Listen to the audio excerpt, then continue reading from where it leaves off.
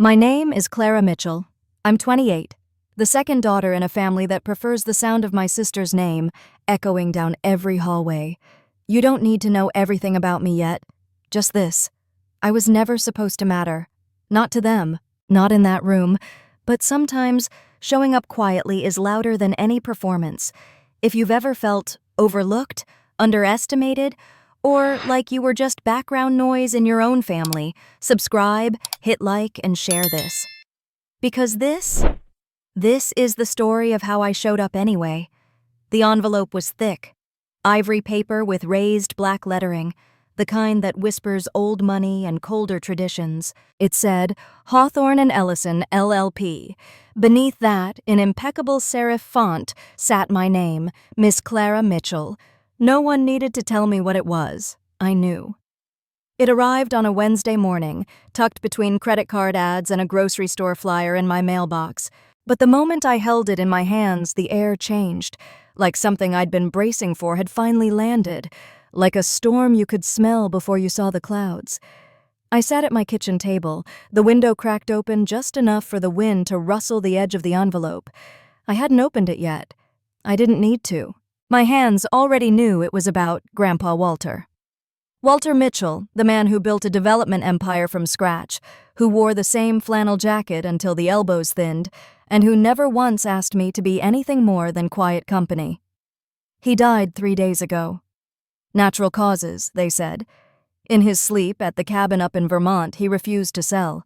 That morning, my mother had called, sharp and businesslike, the way she always did when delivering something that might bruise. "The will's being read next Tuesday," she said. "It's formal, but your presence is noted. Madeline is the primary, of course. No need to dress up for disappointment." Then the line went dead. No goodbye, just the dull hum of being dismissed again. I didn't answer, not out loud. Arguing with her is like yelling at a locked door. You know there's someone inside, but they're not opening it for you. I opened the letter slowly, smoothing the crease as I went. The text was expected. Time, date, address. Boston, 11 a.m., Chapel Hall at the Hawthorne offices. Then one line snagged me mid-breath. You have been named among the interested parties, not requested to attend, not for formality only, named. I set the letter down beside my coffee. The steam curled between the printed lines like it was trying to read between them. I could already hear my father's voice from memory. "Don't embarrass yourself, Clara. That part of the family never included you." Not cruel, just practiced indifference. Like someone who'd gotten so used to forgetting you were there, they forgot they were doing it. They never saw me as a threat, or a presence, just a quiet inconvenience. Madeline, though, my older sister, was spotlight incarnate, the kind of girl people built sentences around. Madeline was accepted into Yale. Madeline just closed on a brownstone in Beacon Hill. Madeline handled the PR for the charity gala. If I was mentioned, it was in a sentence that ended with, "She moved to Portland, I think," or "She works in publishing, maybe editing." But Grandpa, he never needed me to explain who I was. He never made me feel like I had to shout to be heard. He handed me old maps and dog-eared novels, and once, on a walk near the edge of the woods, he said, "The ones who sit with you in silence, those are the ones who stay." I don't know if he meant for me to remember it, but I did. That's why I folded the letter carefully and slid it into my coat pocket like it was something fragile. I didn't expect anything. Not a dime, not even acknowledgement, but something deeper stirred, like the hinge of an old door giving way. I couldn't shake the feeling that this wasn't just routine. Not this time. So I circled the date on my calendar. Red ink, right through Tuesday. I would be in that room. I wish I could say that decision felt bold or defiant. It didn't. It felt necessary, like a step that had been waiting for years. I poured another cup of coffee and sat back down at the table. The kitchen was quiet except for the distant sound of a bus braking outside. The light was soft. The air still smelled faintly of last night's rain. And for a moment, I let myself remember something I'd buried. A Sunday, early October, just me and Grandpa on his porch. I'd brought him a tin of Earl Grey with dried orange peel, something I'd found in a shop downtown. He made us both a mug without asking what I wanted. We sat there for a long time. No photos, no stories, just the sound of leaves moving and the mug warm in my hand. And when I stood to leave, he squeezed my hand and said, "You always show up without needing to be seen. That's rarer than you think." It wasn't praise. It was permission. That night, I stood in front of my small closet, brushing dust from my only black dress. The lining was loose at one hem. I tucked in the threads and hung it on the back of the door. The coat I'd wear had a missing button, but it still smelled faintly of cedar from my storage trunk. I didn't feel prepared, but I didn't feel small either. Maybe I wasn't meant to belong in their version of the story, but I was still going to turn the page. The morning after I circled the date on my calendar, I found myself staring at it again. The red ink had bled slightly into the paper, like it couldn't contain itself, like even the page knew something was about to change. But before I could even think about that room, I had to remember where I came from, and who always stood in front of me. Madeline. My older sister's name was stitched into the fabric of our family like embroidery. Perfectly visible, perfectly centered. She was 2 years older than me, but light years ahead in every other way, if you asked anyone in the Mitchell house. Madeline had presence. She could walk into a room and the air would adjust to her stride. Teachers adored her. Coaches praised her. Our mother practically glowed when saying her name. "Madeline got first chair in orchestra." "Madeline's advisor says she's Ivy League material." "Did you see how Madeline carried herself at the benefit dinner?" I don't remember ever being jealous. I just learned to shrink around her. Not on purpose. It was more like survival. While Madeline stood under spotlights, I gravitated toward doorways. I found refuge in silence. While she collected trophies and certificates, I collected moments, tiny things no one clapped for. I never blamed her. Not then. Not even now. She just happened to be everything our parents could proudly display. I was the part they edited out of holiday letters. There was this one day, 3rd grade. We had a school recital. Madeline played a flawless violin solo, wearing a blue satin dress Mom had handpicked. I sat cross-legged at the back of the stage with the other supporting ensemble, my hands freezing on the xylophone. Afterward, Mom wrapped Madeline in a coat and whispered, "You shined up there." She glanced at me and added, "Maybe next year you can try projecting a little more." That stuck. The truth is, I stopped trying to be seen. I made peace with the shadows. There was something gentle about not being watched, and in those quiet corners, behind the garage door, under the attic eaves, on the back steps with a paperback, I found my version of freedom. That's where Grandpa Walter found me most of the time. He never asked why I wasn't at the center of things. He just sat down beside me. Sometimes he handed me things. An old compass, a faded trail map, a leather coin pouch filled with foreign change. "See where this takes you," he'd say. And I would. I'd sit for hours tracing dotted lines through Appalachian forests, wondering how far a single girl with a good coat and a bad sense of direction could go. One Sunday, I remember Madeline bursting into the room with news she'd been chosen as head of the student council. Dad beamed. "That's leadership, sweetheart. You've always had it." Then he looked at me. "You still working at that bookstore?" I nodded. "Yeah." No comment. Just a polite smile, like he wasn't sure what language I was speaking. That was how it always was. Madeline was performance, I was presence, but presence doesn't get headlines. It doesn't look good in pictures. You can't frame quiet, unless you're someone like Grandpa. The last gift he gave me was a cracked globe. He said, "The world doesn't spin faster for the loud ones, Clara. It just spins." I remember brushing my fingers over the faded outlines of countries he never got to see. The continents were slightly warped, like someone had handled them too often. It felt alive in a way that nothing my parents kept in glass cabinets ever did. I think that's why I never told anyone about the Sunday I spent with him last fall. It was just before the leaves turned fully gold.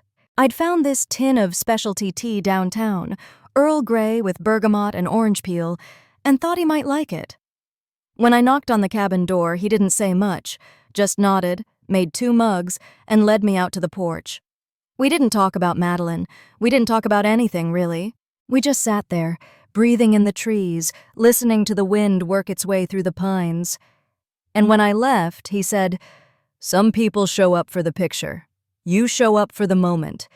He didn't mean it to hurt anyone, but it landed like a lighthouse in fog.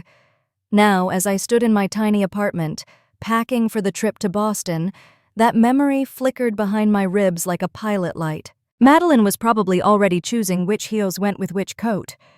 I could see her, even without trying. Meticulous, flawless, calibrated. She would command that room with the same ease she commanded our childhood. But this time, I wasn't going to disappear behind her. I wasn't going for applause. I wasn't going to compete. I was going to be present. That's the thing about shadows. They're not empty. They're shaped by light, and for once the light wasn't coming from her. It was coming from the memory of a man who saw me before anyone else thought to look. I didn't realize it was going to be the last time I saw him. That Sunday felt like any other in early October. Sky bruised with clouds, a lazy breeze moving through the branches, the kind of chill that clings to your sleeves but doesn't ask you to go inside yet. I hadn't planned on visiting Grandpa Walter that day. I was downtown running errands, wandering through a tiny tea shop tucked between a barber shop and a bookstore. There was a tin on the top shelf, matte gray with gold script that read, "Earl Grey Reserve," with bergamot and dried orange peel. The moment I saw it, I thought of him. I don't know why. Maybe because he used to drink his tea black and hot, even in July. Maybe because the old man loved citrus but said fresh oranges gave him heartburn. Maybe because I hadn't seen him in a few weeks and I missed him more than I'd allowed myself to admit. I bought the tea, turned the car north, and let the road guide me toward the cabin. His place was tucked just off an old county road outside Montpelier, half hidden behind birch trees and bramble. It always looked like it had been carved from the woods rather than built into them. When I pulled up, his truck was parked off to the side, caked in dried mud like it had weathered an entire season without moving. The front porch light was on, even though it was still afternoon. I knocked once, no answer. Then again.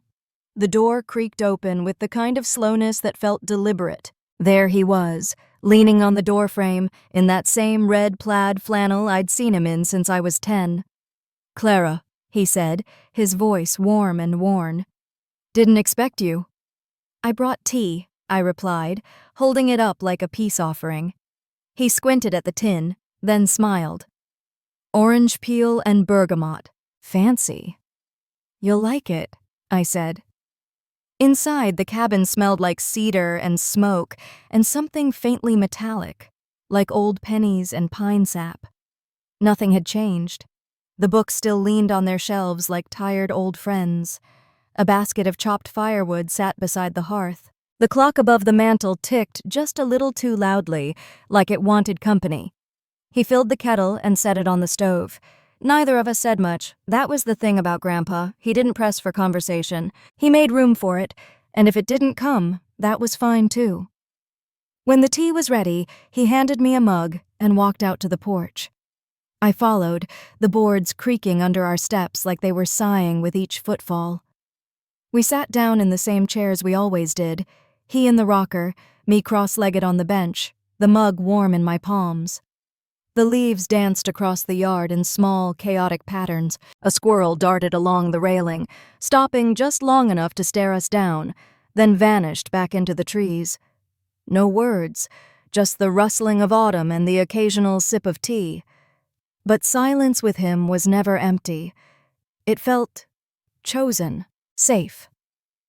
After a while, I turned to him and asked, "Do you ever regret not traveling more?" He looked out at the woods for a long moment before answering. "I used to," he said. "When your grandmother passed, I thought I'd sell this place. Go find some forgotten road in Montana, maybe New Mexico." "Why didn't you?" He tapped his fingers on his mug. "Didn't feel right, I guess. Turns out some places become part of you. Leave 'em, and you start feeling hollow." I nodded, but something about his tone felt final, like he wasn't talking about geography anymore. He didn't tell me he was sick that day. He didn't say the word cancer or treatment or stage 4. He didn't mention the paperwork he'd already drawn up or the change he'd made to the will just days later. He didn't tell me anything, but he didn't need to. His presence said more than any diagnosis ever could. When I stood to leave, I didn't want to. I didn't even realize how long we'd been sitting there until the sun had dropped behind the ridge. I set my mug down on the porch railing. He stayed seated, rocking slowly, hands folded in his lap. I stepped down the stairs and paused.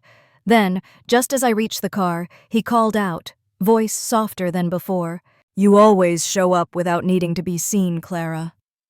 I turned. He wasn't smiling, not really, but his eyes held something steady, unshakable. "That's rarer than you think." I wanted to say something, anything, but the words caught in my throat, so I just nodded and drove away. That moment, the porch, the tea, his voice, has played in my mind more times than I can count. I never told anyone about it. Not my parents, not Madeline, not even the few friends I'd managed to keep over the years. It wasn't a performance. It wasn't Instagram-worthy. No proof, no story, no curated memory, and yet, it was everything. When I think about that day now, I realize he didn't say goodbye because he didn't have to.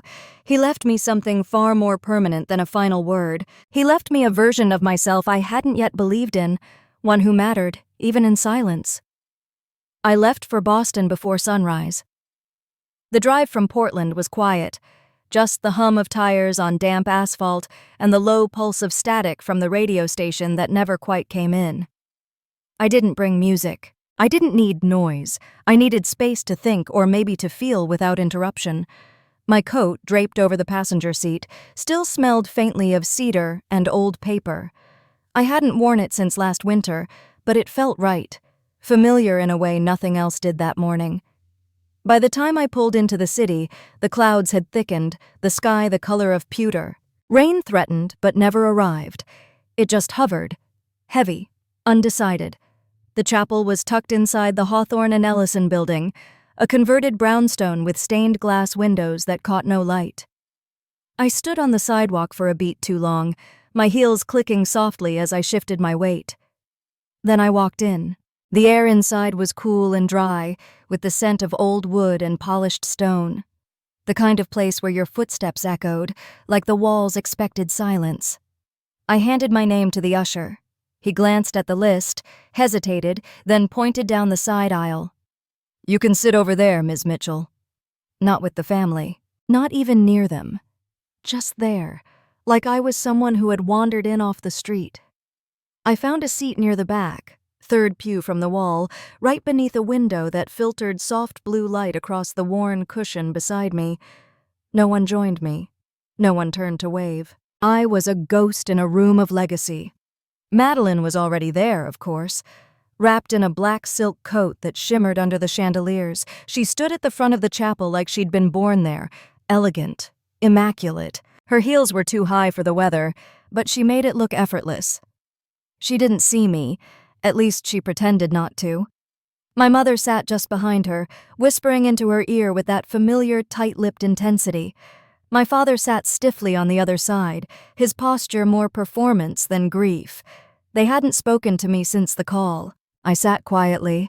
I kept my hands folded in my lap and stared straight ahead, even as the murmur of whispers drifted behind me. "Why is she here?" "I thought she moved out west years ago." "She hasn't spoken to the family in, 3 years?" I didn't turn. I didn't flinch. The words passed over me like cold wind through pine branches, sharp but familiar. At the front of the room, the urn sat on a pedestal, small, dark, and far too ordinary for the man I remembered. Next to it stood a photograph, framed in brass, taken years ago in front of the cabin. Grandpa Walter, in his work gloves and muddy boots, smiling like someone who'd just built something with his own hands and had no interest in pretending it was perfect. My throat tightened. The service began. The pastor spoke gently, carefully, like someone rehearsing lines he didn't write. He talked about Walter Mitchell's contributions to business, his devotion to his family, his role in the community. But I couldn't listen. My eyes stayed locked on the photograph. I remembered his laugh, how it shook in his chest before it reached his mouth. I remembered that porch, that chair, the steam rising from his mug. And I remembered how no one else had known I was there. That memory felt private, almost too sacred to carry into a room like this, where grief came in designer suits and silk scarves. Madeline rose to speak. No one asked her to. She simply stood, straightened her skirt, and walked to the front with the air of someone receiving an award. "This is just formality," she said, loud enough for half the room to hear. Grandpa knew who deserved what. A few polite chuckles followed. Not laughter, just the soft sound of agreement from people who'd long since picked sides. I looked down at my shoes. The leather was scuffed at the toe. I hadn't noticed before. When she sat down again, she didn't glance my way. She didn't have to. Her entire presence said, "I belong. You don't." And for a moment, just one, I felt it. That ache in the chest, the tight pull of being 12 again at her piano recital, holding flowers no one handed to me. But then I breathed in, and I remembered the porch, the cracked globe, the compass, the way Grandpa's hand had rested on my shoulder while we stared at maps of places neither of us had seen. He never needed me to earn a seat. He gave it to me. The pastor finished his remarks. The usher announced that the reading of the will would follow shortly in the adjoining room. People rose slowly, conversations beginning in hushed tones. I stayed seated for a moment longer, letting the silence wrap around me like a familiar coat. Then I stood and walked toward the room where everything would change. The room smelled faintly of lemon oil and paper, a quiet, practiced kind of wealth, the kind that doesn't need to declare itself. The conference space adjacent to the chapel wasn't large, but it was deliberate. Polished mahogany table, high-backed chairs, a wall of books no one had ever read, and a single-framed photograph of Walter Mitchell shaking hands with the mayor. Everyone took their seats like they'd rehearsed it. I stood just inside the doorway for a moment too long, uncertain where I belonged.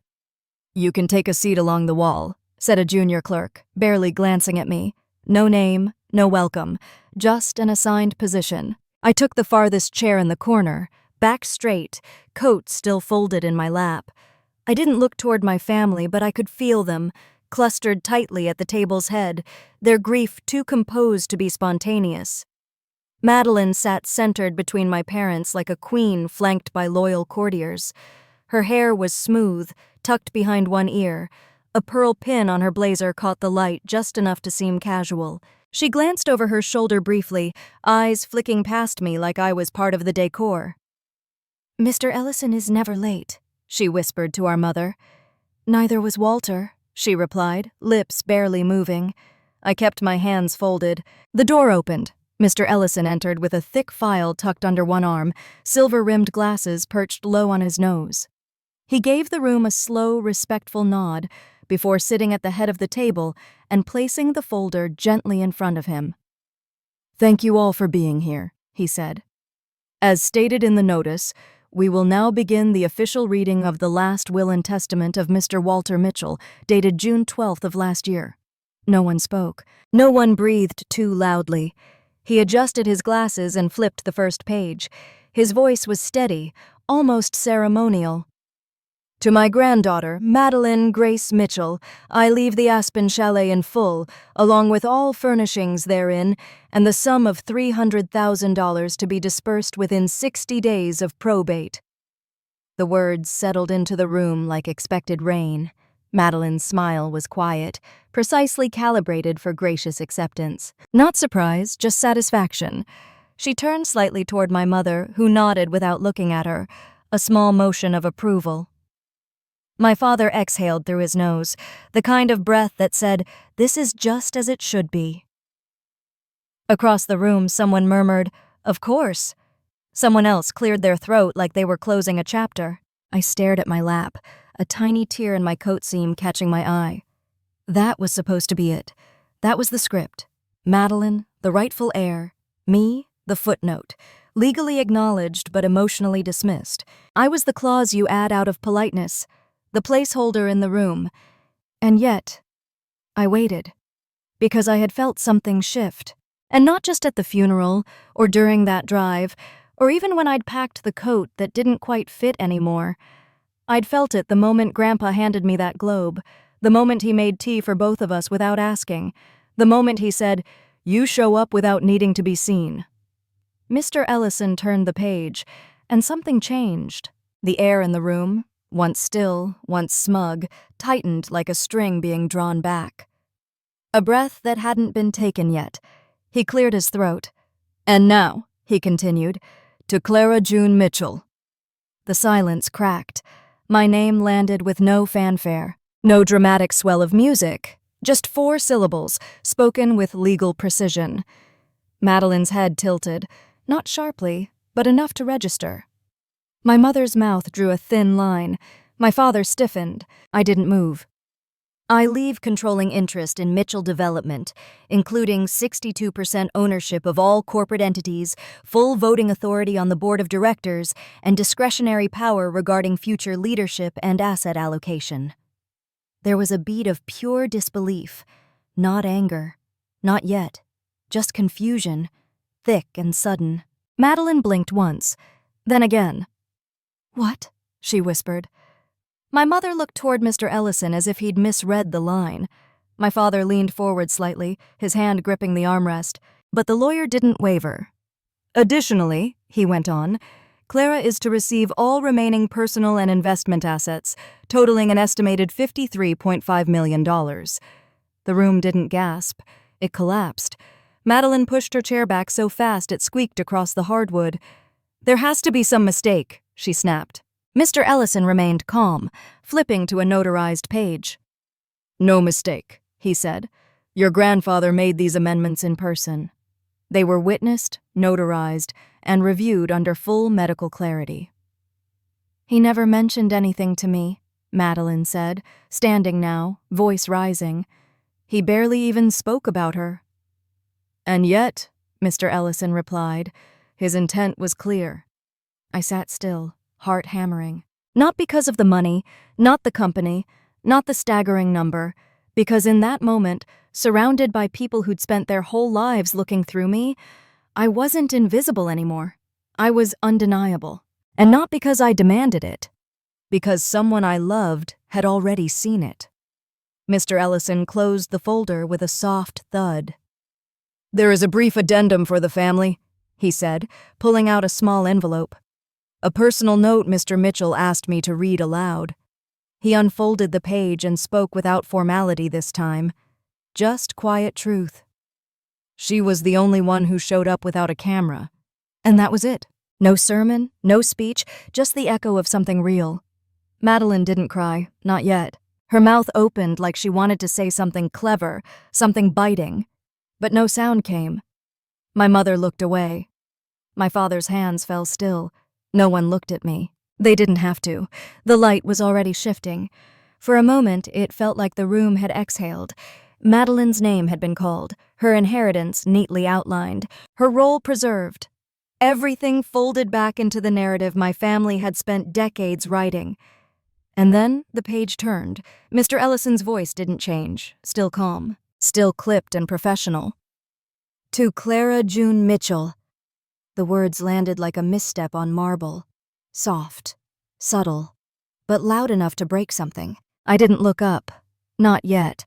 My name was too heavy to meet their eyes with.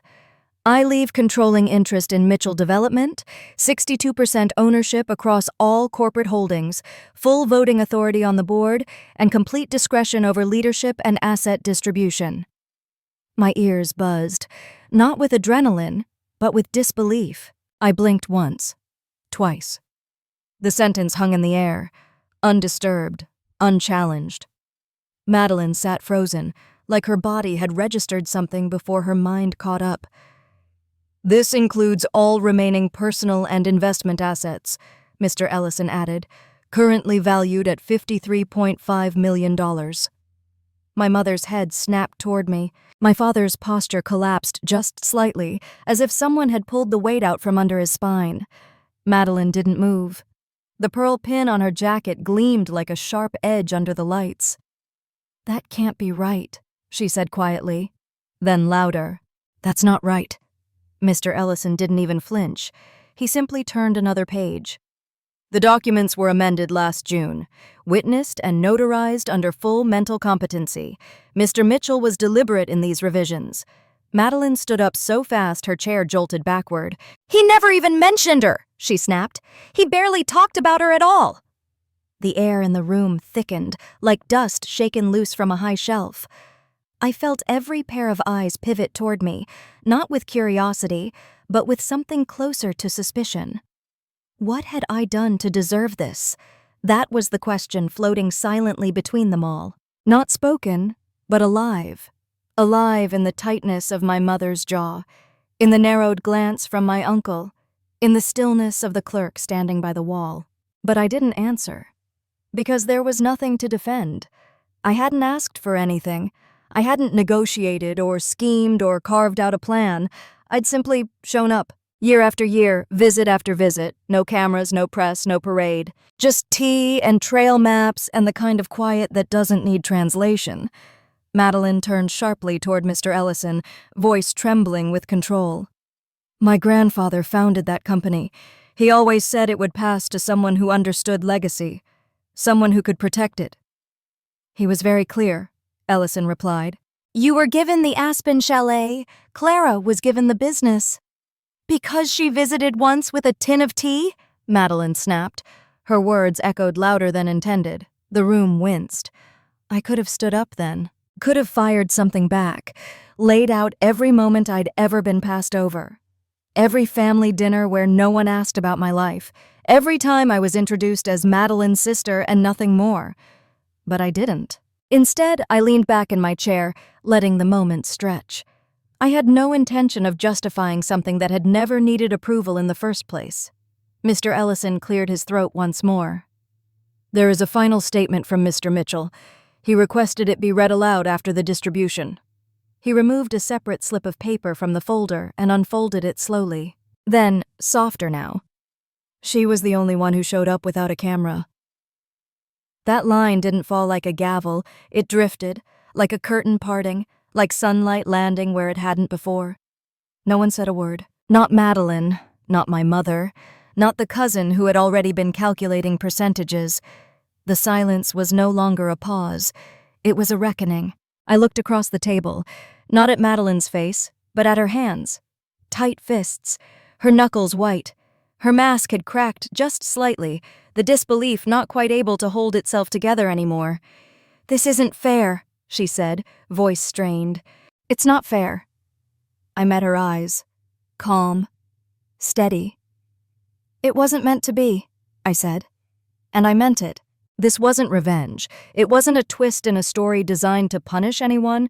It was a correction. One small, quiet correction in a life that had always been tilted. Grandpa hadn't chosen me to spite them. He'd chosen me because I hadn't asked him to, because sometimes showing up matters more than shining. As people slowly rose from their chairs, I stayed seated. I wasn't ready to leave. Not yet. My name was still echoing in the room. And for once, no one was trying to talk over it. After the will was read, the air inside that polished conference room felt thinner, like everyone was breathing through gauze. I didn't move, not at first. Madeline had already made her exit, her heels echoing against the marble floors like punctuation. My mother trailed close behind, jaw locked in disbelief. My father lingered a little longer, hands folded, eyes on the wall, before following them out without a glance in my direction. Then it was just me, and Mr. Ellison. He remained seated, his hands folded neatly atop the leather-bound folder, as if he were waiting for something, or maybe giving me space. Finally, he reached into his briefcase and pulled out a smaller envelope, cream-colored, sealed in wax. "He asked that this be given to you personally," he said, sliding it across the table. I nodded and picked it up. The handwriting across the front was unmistakable. My name, Clara, in my grandfather's unmistakable print, angular, deliberate, steady. Even in ink, he never rushed. I didn't open it right away. Instead, I walked out into the early evening, the city fading into a dull hum behind me. I didn't want to read his last words in a room full of polished surfaces and fake condolences, so I got in my car and drove. No destination, just movement. At some point, I ended up back at the motel near the turnpike, a budget chain with flickering lights and a heater that coughed every few minutes like it was clearing its throat. Inside, the silence was uneven. Not peaceful, but private. And that was enough. I sat on the edge of the bed, the envelope still in my hand. I turned it over twice before sliding my finger beneath the wax. The seal cracked with a quiet finality. 3 pages. Folded tight. No date. No Dear Clara. Just my name. And his voice. Clara. I don't like goodbyes and I never liked speeches, so I'll keep this simple. You gave me something rare in this family. Your time. Not for credit. Not for show. Not to climb or impress or check a box. Just presence. Quiet, steady presence. I saw you. Sitting at the edge of every room, holding your own in silence. That kind of strength gets missed, especially in a house that measures worth by volume. I want you to know, I noticed. My fingers trembled slightly. I folded my legs beneath me on the bed, like I was trying to shrink the space between the words in my heart. The heater kicked again, loud and offbeat.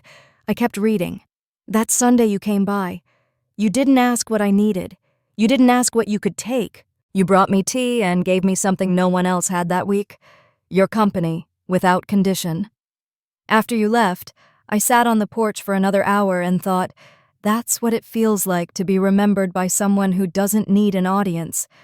I changed my will the next day. Tears pricked behind my eyes, not from sadness, but from the realization that I had been enough, exactly as I was, not because I'd finally earned it, but because I had always been. This isn't about money, Clara. It's about trust. You asked me once why I kept all those old maps and globes. I think you knew the answer before I said it, because I liked knowing where things had been, so I could guess where they might be going.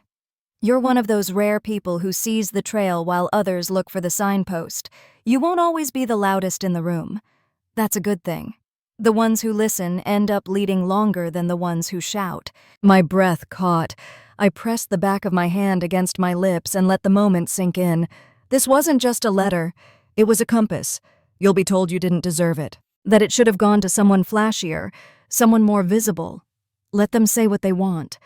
I've watched what the world rewards, Clara, and I've watched what it forgets. I choose to remember you. Love, Grandpa. I sat there long after I finished reading. The letter spread across my lap like something holy. There was no applause, no confetti, no parade outside, just a silence that didn't feel empty anymore. I folded the letter carefully along its original creases, then slid it back into the envelope and placed it beneath my pillow. Not to hide it, but to keep it close.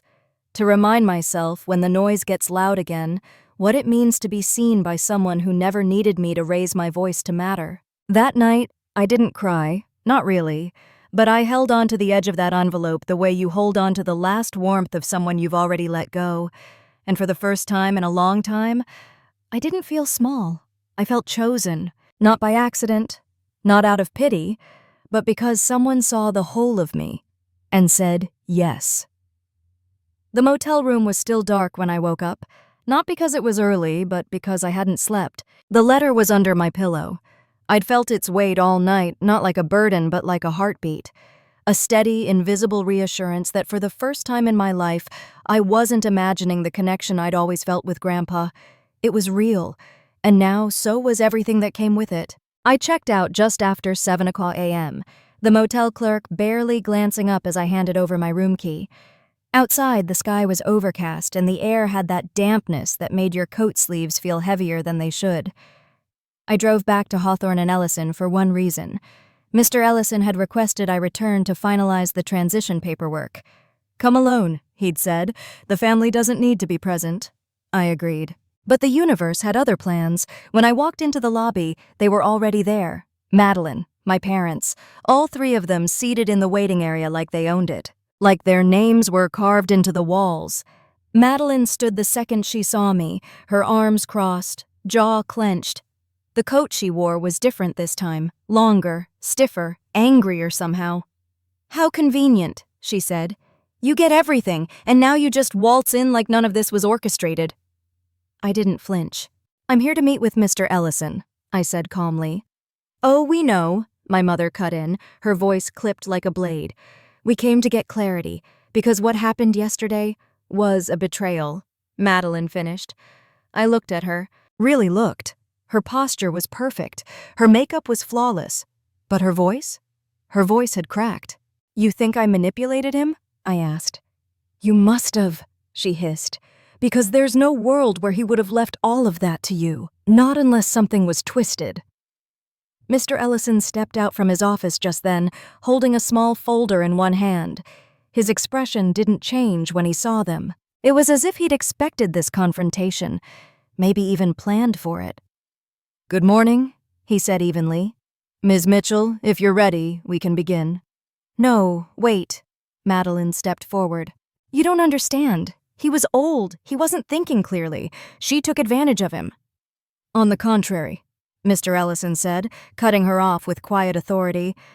"Mr. Mitchell underwent 2 independent cognitive evaluations before making the changes to his estate. Both confirmed full mental competency." My mother's lips parted, but no words came. My father looked away. Madeline wasn't done. "That doesn't make it right," she said, voice rising. "He built that company for this family, not for her." "I am family," I said quietly, "just not the kind that needed a spotlight to be remembered." For a moment, no one moved. Then Madeline's voice dropped into something bitter and low. "Don't you dare make this about love. He was my grandfather, too." I nodded. "Then you must have known he hated cameras." She flinched. It wasn't a swing. It wasn't a victory. It was the truth. And she knew it. Mr. Ellison cleared his throat. "If you'll excuse us, we do have legal matters to finalize." Madeline's hands tightened into fists, then released just as quickly. She gathered her things with clipped precision. No tears, no rage, just that hollow tension that says everything without saying a word. "This isn't over," she muttered as she walked past me. But her voice had lost its center. It no longer sounded like warning. It sounded like fear. My mother followed in silence. My father lingered. He looked at me, really looked, for the first time in maybe a decade. His eyes weren't angry, just uncertain. Like he couldn't decide if I was still the daughter he'd written off years ago or someone entirely new. He said nothing. And then he left. Inside the office, the air felt clearer. Mr. Ellison gestured to a chair across from his desk. "He left behind more than just the letter," he said. "There's something else." He reached into the desk drawer and placed a small, leather-bound journal on the table. I froze. The cover was worn, the binding soft at the corners. I recognized it instantly. It was one of Grandpa's travel journals, the ones I used to sneak off his bookshelf and read when no one was watching. "He wanted you to have this," Mr. Ellison said. I opened it slowly. On the inside front page, in that same steady handwriting, he'd written, "Clara was never loud." That's how I knew I could trust her. I closed the journal, pressing the leather gently under my palm. For years, I thought being quiet meant I wasn't enough. But Grandpa had known all along that quiet isn't the absence of strength. It's the evidence of it. Some moments don't feel like endings until much later. I thought the will reading had been the storm, the eye of everything that needed to be said or done, but it turned out there was still something waiting, quietly, insistently, for closure. And it came the morning after I signed the final paperwork. I returned to Hawthorne and Ellison to collect a few remaining documents. Mr. Ellison had asked me to stop by alone. When I stepped into the building's reception area, the sun was barely up, casting long gray shadows across the tile floor. But I wasn't alone. They were there again. Madeline, my mother, my father, sitting like a portrait no one had commissioned, posed but unsettled. Madeline stood before I reached the front desk. She didn't wait for permission. Her voice came fast, sharp, stripped of its usual control. "I need to talk to you. Now." I hesitated, then nodded. Mr. Ellison saw us and gestured toward a side conference room. We entered, just the two of us, the door clicking closed behind. The silence was thicker than the room. Madeline paced once, then turned to face me. "You really think you earned it?" she asked. "That this was deserved?" I stayed still. I didn't ask for any of this. "But you got it anyway." Her voice cracked at the end. Not loud, just broken. "He was mine too, Clara," she whispered. "He taught me to ride a bike. He came to my recitals. He used to send me postcards when he traveled. He never missed a birthday." Her eyes were glassy now, and somehow, none of that mattered in the end. I didn't respond immediately. I let her grief breathe. Then I said softly, "It mattered, just not in the way you thought it would." She looked at me like I'd betrayed something sacred. "Don't turn this into some moral high ground. You showed up for tea once and walked away with everything." "I didn't walk away with him," I replied. "You had him longer, louder, but not deeper." She took a step back, shaking her head. "He never told me you even visited." I nodded. He didn't tell anyone. That's who he was. Some things weren't meant to be documented. "So what? Now you get to rewrite the family?" Her voice was full of heat, but her hands trembled. I looked at her, really looked, and realized something I hadn't before. She wasn't just angry. She was lost. She'd spent her entire life being told she was the chosen one, the center, the certainty. And suddenly someone had redrawn the map, and she wasn't in the middle anymore. "I'm not rewriting anything," I said. "I just inherited the version he never showed anyone but me." Madeline's jaw tensed, then quieter. "You don't get to walk in here and take his legacy like it was owed to you." I didn't raise my voice. I didn't need to. It wasn't owed. It was given. The door opened a few moments later, and my parents stepped in. My mother looked like she hadn't slept. Her lipstick was perfect, but her expression cracked beneath it. "We didn't come to argue," she said, which was a lie. "We came to understand." My father didn't speak. He hovered in the doorway, eyes on the floor. Madeline turned to them. "You knew, didn't you, that he loved her? That he saw her? He saw both of you," my mother snapped. "Not equally," Madeline shot back. It was my father, silent all morning, who finally spoke. "He made his choice." His voice was rough, like he hadn't used it in days. He looked at me then, and for the first time in years, he didn't look through me. "We were wrong about you," he said. "We didn't know how to see you." I didn't cry. But something inside me shifted, like a locked door finally creaking open. Madeline stepped forward again, her eyes burning. "I don't forgive you," she said. "Not yet." I nodded. "That's okay. But this isn't over." "I never said it had to be." She held my gaze for a second longer, then turned and walked out, heels echoing down the hallway.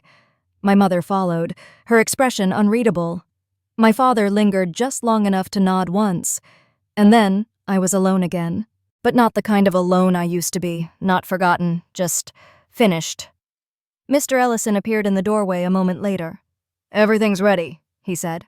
"Just a few signatures." I followed him into his office, the private letter still tucked against my chest like armor. Whatever storm had passed, it hadn't broken me. I was still here, not untouched, but unshaken.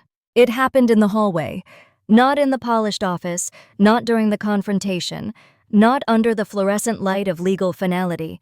It happened in the space between all tile and tension, somewhere between elevator silence and grief. Madeline broke. We'd just finished signing the last of the documents. Mr. Ellison slid the final page across the table and said, "Congratulations, Ms. Mitchell," like I'd won something, though it didn't feel like a prize. I nodded, gathered the papers, and walked into the corridor alone. They were waiting for me, my parents and Madeline, hovering near the elevator like they couldn't bring themselves to leave until they had the last word, or maybe just the last image. It was my mother who spoke first. "You should know this isn't how things were meant to go." Her voice was sharp but tired, like someone reciting lines from a script they didn't write. "It's how they went," I said simply. Madeline didn't speak. Not at first. Her arms were folded, fingers tucked into her sleeves like she was bracing against cold only she could feel. "What now?" she finally asked. "You take the company, vanish to Vermont, and pretend none of us ever existed?" "I never pretended you didn't exist," I said. "You were always the one in the photos." She flinched, and I knew that landed deeper than anything else I could have said. Not because it was cruel, but because it was true. For a long time, she had been the story. The holiday card, the curated daughter, the evidence of success, and now she was being edited out of the ending. "You think I had it easy," she said, her voice beginning to crack. "But I worked for everything, every compliment, every invitation, every time they said they were proud." "I know," I said. "No, you don't." Her voice rose. "You sat in the corners and never asked for anything, and somehow that made you more worthy? You think just because you brought him tea and sat on a porch once, you deserve all of this?" I paused, not because I didn't have an answer, but because I finally understood that she didn't want one. She wanted to unravel, and she needed me to be standing there when it happened. "You're angry because you thought the performance would protect you," I said gently. "But he wasn't looking for perfect. He was looking for real." Her eyes glassed over, and then, without warning, she folded. Not theatrically, not in a scream or a scene, but in the smallest way. Her breath catching, her hands trembling, her knees softening until she leaned against the wall behind her like she couldn't hold herself up anymore. "He didn't even tell me goodbye," she whispered. That's when the tears came. Slow at first, then faster. She turned her face to the side, trying to hide it from all of us. My mother moved toward her instinctively, but Madeline shook her head. "Don't!" she choked out. "Not right now!" My father stepped forward, reached for her shoulder, but she pulled away.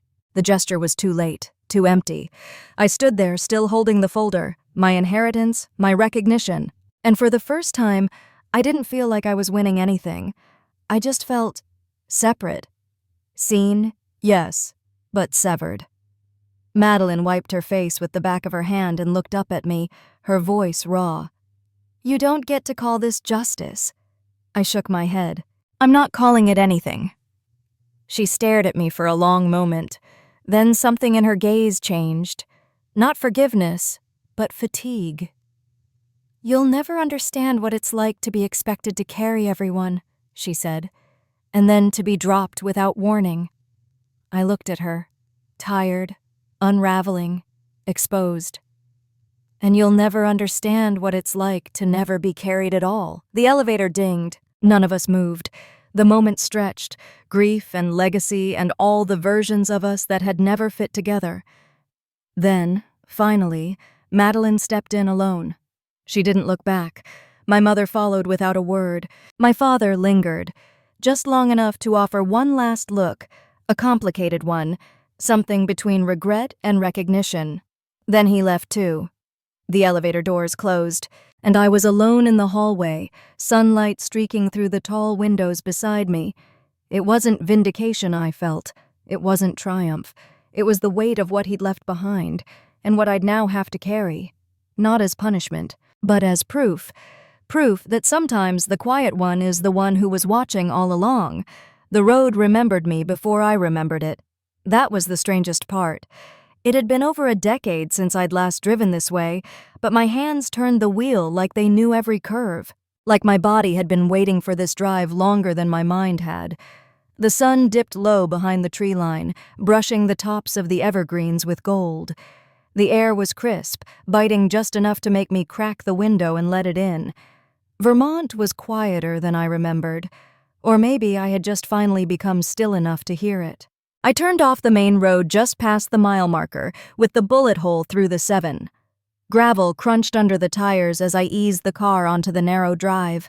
The pines rose around me like sentinels, watchful, unmoved. And then, there it was, the cabin, still standing. Weathered, yes, but proud, like a man in his 80s who refused to sit just because his knees hurt. I killed the engine and let the silence settle. For a few seconds, I didn't move.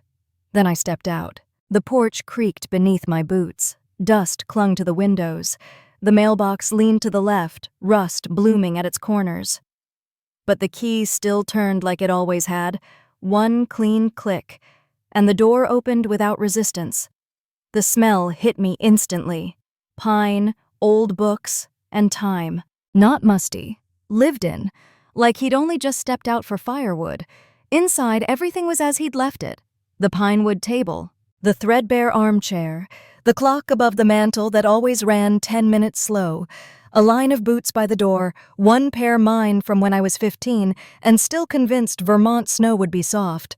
I didn't touch anything, not right away. I just walked the perimeter, room by room, like I was reacquainting myself with a version of home I didn't know I'd missed. And then I saw it. On the mantel, above the cold fireplace, stood a single photo. Not in a frame meant for display, just propped up, simple, unassuming. It was me. 10 years old, cross-legged on the porch step, a paperback open in my lap, Grandpa behind me, one hand resting on my shoulder, both of us looking down at the same page. I didn't even know the picture existed. My chest tightened, not from grief, from recognition. Beside the photo sat a journal, leather-bound, edges softened with use. I picked it up and opened to the first page. His handwriting greeted me like an old song. Clara was never loud. That's how I knew I could trust her. I closed my eyes and exhaled. Somewhere in that sentence, I felt my whole childhood settle into place. I sat down in the armchair, the one with the blanket he never folded. It sank beneath me like it had been waiting for that exact weight. I held the journal in my lap and let the stillness wrap around me. Not heavy, whole. After a while, I stood and added logs to the fireplace. The match struck on the first try, the flame catching fast, licking the edge of the wood like it had missed the warmth. As the fire grew, shadows pulled away from the corners. The room softened. I curled up on the rug with the journal in my lap and let the silence read over my shoulder. He'd written entries sparingly, never long, just thoughts, fragments. March 3rd. Clara asked if maps lie. Told her yes. The best ones do it politely. July 14th. She traced trails like she was already walking them. Wonder if she knows how far she's already gone. September 29th. She brought me tea. Sat, didn't speak, didn't ask, just sat. That's love, I think. I didn't realize I was crying until a tear dropped onto the page. Not from sadness, from the truth of being seen. All those years I thought I'd gone unnoticed. Turns out he'd been watching the whole time. Not the way others did, with expectations or comparisons, but with presence, the same way I'd shown up for him. Outside, night fell slow. I stayed by the fire until the cabin glowed. No noise, no phone. Just the flicker of flame and the soft sound of pages turning. At some point, I whispered into the empty room, "Thank you." Not because he'd left me something. Because he'd left me. Morning arrived slowly at the cabin. The kind of morning that didn't announce itself with alarms or traffic, but with soft, deliberate light slipping between tree branches and resting on the floorboards like it had nowhere else to be. I woke before the sun broke the horizon, not out of habit, out of calm. For the first time in years, my thoughts weren't racing. My chest didn't feel tight. There was no weight pressing against my ribs, begging me to brace for disappointment. Just breath, just stillness, just me. I padded into the kitchen barefoot, the old wooden floor cool beneath my steps. The kettle sat where it always had, dented on one side from a long-forgotten drop. I filled it, set it to boil, and reached for the tea tin I'd brought years ago, the same kind I'd once gifted Grandpa. The label had faded, but the scent was still sharp, bergamot and orange peel. While the water warmed, I stepped out onto the porch. The trees were quiet, the kind of quiet that listens.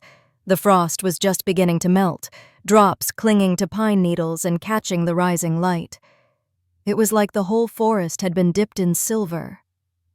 I thought about everything that had happened. The letter, the inheritance, the confrontation, the faces of people who had always looked past me and finally looked at me.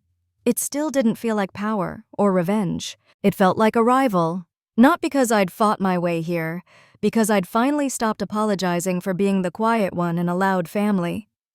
Back inside, the kettle whistled. I poured the tea into Grandpa's old ceramic mug, the one with the chip at the lip, and sat on the floor near the fire. The coals from last night still held a soft heat. I stoked the embers gently, added one small log, and watched the orange glow return. That's how healing felt. Not loud, just persistent. Later, I unpacked a single box. Inside were papers from the law firm, notes from the board, my new corporate title printed on embossed letterhead, but beneath them, folded neatly, was Grandpa's journal, the one I'd found near the fireplace, still holding the truth in his steady hand. I reread the first page. Clara was never loud. That's how I knew I could trust her. I smiled, not because I needed the reminder, but because I finally believed it. There was a lot to do, a company to manage, people to meet, decisions to make. But that could wait a day. Today wasn't about legacy. It was about home. I walked outside again, this time with the journal under my arm. The path behind the cabin stretched into the woods, narrow but clear. I followed it. With each step, I felt lighter. Not because anything had been undone, but because I'd stopped carrying things that were never mine to hold. As I walked deeper into the trees, sunlight began pouring through the branches, warm, golden, unapologetic. That's when it hit me. This wasn't the end of something. It was the beginning. I used to think being overlooked meant I had to prove myself, that if I was ever going to be chosen, I had to be louder, brighter, more like them. But Grandpa saw something else. He saw the strength in stillness, the value in presence, the quiet kind of love that doesn't show up for praise. It shows up because it means something. And that kind of love, it doesn't need recognition. It just needs room to grow. So if you've ever felt invisible in your own family, if you've ever been the one sitting in the corner while someone else takes the credit, if you've ever questioned whether your quiet way of being has a place in a loud world, let me be the one to tell you, you're not missing something. You are something. You don't have to shout to be heard. You just have to stop shrinking. This is Clara Mitchell. And this was never about money. It was about finally realizing that silence isn't absence. Sometimes silence is proof that you've been listening all along. If this story touched you in any way, if you've ever felt like the forgotten one who stayed, the quiet one who showed up, please like, subscribe, share, and leave a comment below. Your voice matters here, and you never know who's been waiting to hear it.